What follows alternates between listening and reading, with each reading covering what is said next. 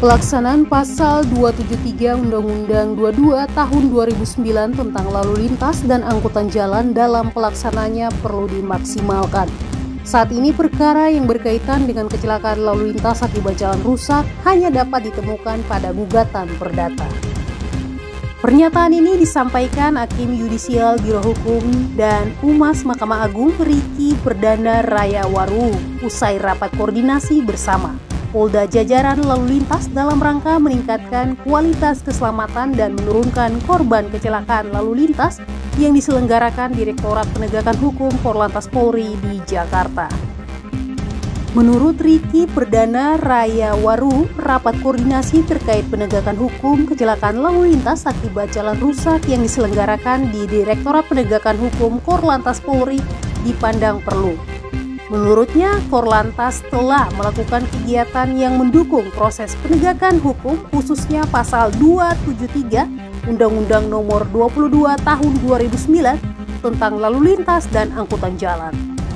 Diharapkan melalui rapat koordinasi ini dapat mempertemukan berbagai perspektif sehingga terjadi kesamaan pendapat yang akan memudahkan penyidik di bidang lalu lintas dalam menangani kasus kecelakaan di jalan.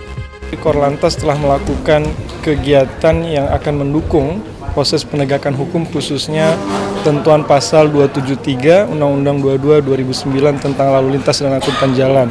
Memang dalam praktek ketentuan pasal ini belum efektif dilaksanakan dan oleh karena dilakukan kegiatan rapat koordinasi yang kemudian mempertemukan berbagai perspektif agar kemudian terjadi kesamaan pendapat, ini nanti akan memudahkan dan memberikan keyakinan kepada para penyidik di bidang lalu lintas untuk kemudian dapat meningkatkan proses penyelidikan ke penyidikan dan sampai ke tahap pengadilan. Untuk saat ini perkara yang berkaitan dengan kecelakaan lalu lintas akibat jalanan rusak itu kita hanya dapat temukan pada gugatan perdata dan pada putusan di pengadilan yang berkaitan dengan ganti kerugian akibat kecelakaan lalu lintas itu. Namun dalam aspek pidananya saya pikir ini perlu diyakinkan pemanfaatan atau penggunaan pasal 273 Undang-Undang 22 2009. Saya rasa demikian.